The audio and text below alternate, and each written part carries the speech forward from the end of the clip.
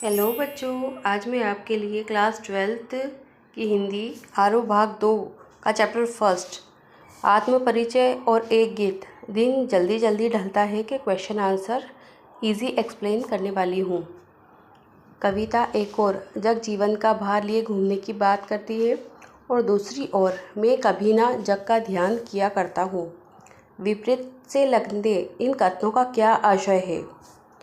तो इसके उत्तर में मैं जग जीवन का भार लिए फिरता हूँ से आशय मेरे ऊपर अनंत उत्तरदायित्व और जिम्मेदारियाँ हैं।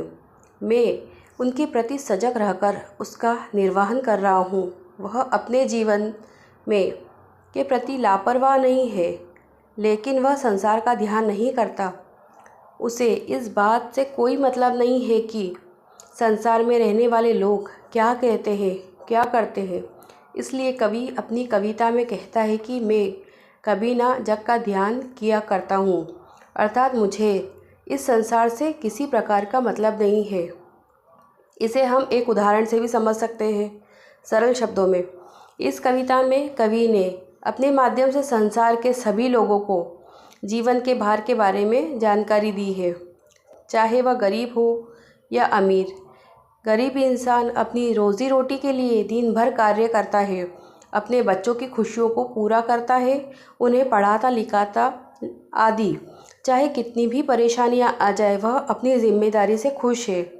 वह लोगों की परवाह नहीं करता लोग क्या कहते हैं, बस अपने परिवार खुश रहे उसके लिए काफ़ी है। अमीर इंसान के ऊपर दैनिक सुख सुविधाओं से कोई भार नहीं पड़ता। हाँ, अगर परिवार का कोई सदस्य या उसका कोई प्रिय अगर कोई बीमार है जिसका कोई हल ना हो, तब भी वह कोशिश करता है और इस कोशिश में वह दुनिया के लोगों के बारे में नहीं सोचता।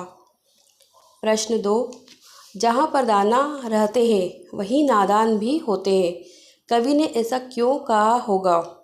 उत्तर में जहाँ पर दाना का अर्थ है लालच, लालची इंसान रहते हैं वहीं नादान भी होते हैं। पंक्ति के माध्यम से कवि कहते हैं मनुष्य सांसारिक माया जाल में उलझ गया है।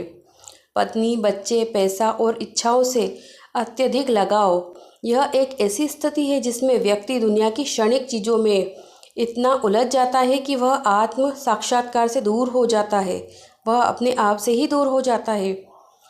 इसे हम इजी तरीके से समझेंगे। हम यह नहीं समझ पाते हैं कि सांसारिक सुख, सांसारिक चीज़ें तो सिर्फ क्षणिक है और स्थायी सुख नहीं दे सकती। हम यह नहीं समझ पाते, सच्चा सुख हमारे भीतर ही है। प्रश्न 3, मैं और जग और कहाँ का नाता।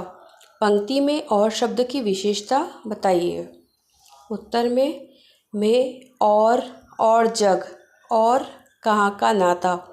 पंक्ति में और शब्द का प्रयोग 3 बार हुआ है और हर बार इसका अर्थ अलग है, तो यह यमक अलंकार का उदाहरण है। मैं और पंक्ति के पहले और में कवि अपने आप को सामान्य लोगों से अलग और विशिष्ट व्यक्ति मानता है। दूसरी ओर में कवि संसार के लोगों को अपने आप से अलग मानता है, क्योंकि संसार के लोग मोह जाल में हैं। तीसरी ओर में कवि और संसार के बीच कोई संबंध नहीं है, यह बताता है।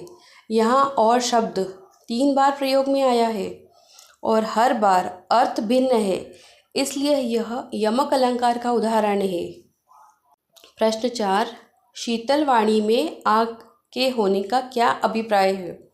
शीतल वाणी में आग से आशय है कि कोई व्यक्ति बहुत शांत और विनम्रता से बोलता है, लेकिन उसके शब्दों में गहरा भाव, विद्रोह की भावना छुपी होती है। कवि संसार का विद्रोह तो करता है, लेकिन अपनी वाणी में शीतलता बनाए रखता है। वह अपने हृदय की आग को वाणी में समाहित तो करता है, लेकिन शीतलता के गुण को बनाए रखते हुए वह अपने दिल में विद्यमान दुख को वाणी के माध्यम से व्यक्त तो करता है, लेकिन ध्यान यह भी रखता है कि वाणी में कोमलता बनी रहे। प्रश्न 5, बच्चे किस बात की आशा में नीड़ों से झांक रहे होंगे? बच्चे अपने माता पिता पर बहुत अधिक निर्भर होते हैं, खासकर भोजन की और सुरक्षा के लिए। बच्चे नीड़ों से तात्पर्य घोंसले इस आशा से झांक रहे होंगे कि उनके माता पिता भोजन की तलाश में गए थे, वह वापस आ रहे होंगे। शायद वे यह भी देखना चाहते हैं कि वे उनके लिए क्या लाए होंगे। नीड़ों से झांककर बच्चे अपने आसपास की दुनिया को भी जानने की जिज्ञासा भी रखते हैं। प्रश्न 6, दिन जल्दी जल्दी ढलता है कि आवृत्ति से कविता की किस विशेषता का पता चलता है?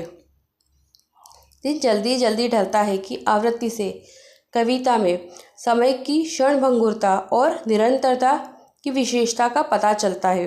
यह पंक्ति बार बार दोहराई जाती है, जो यह दर्शाती है कि समय तेजी से बीत रहा है और जीवन बहुत कम है। समय किसी के लिए नहीं रुकता। मनुष्य की अपने लक्ष्य को समय रहते प्राप्त करने का प्रयास करना चाहिए। अब हम आत्म परिचय और एक गीत दिन जल्दी जल्दी ढलता है के महत्वपूर्ण वास्तुनिष्ठ प्रश्नों पर ध्यान देते हैं।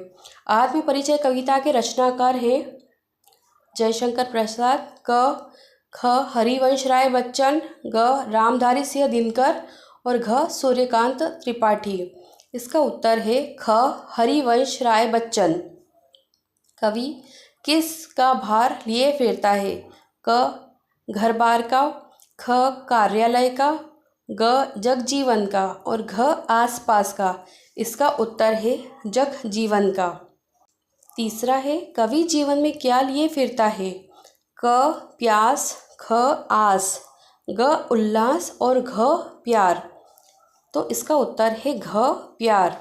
कवि किस सुरा का पान करता है?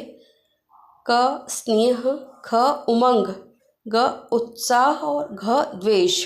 तो इसका उत्तर है क स्नेह। कवि कैसा संसार लिए फिरता है? क यथार्थ, ख आदर्श, ग स्वप्निल और घ सुखी। तो इसका उत्तर है ग स्वप्निल। छठा है कवि हृदय में क्या जलाकर दहा करता है? क स्मृतियाँ, ख अग्नि, ग कल्पनाएं और घ स्नेह। इसका उत्तर है अग्नि। 7वें नंबर पर है कवि किस अवस्था का उन्माद लिए फिरता है? क वृद्ध, ख प्रौढ़, ग युवा और घ किशोर। इसका उत्तर है ग युवावस्था। कवि अपने रोदन से क्या लिए फिरता है? क राग, ख राम, ग रास और घ राज। तो इसका उत्तर है क राग। कवि की वाणी कैसी है? क मृदुल, ख कठोर, ग उग्र और घ है शीतल। तो इसका उत्तर है घ शीतल।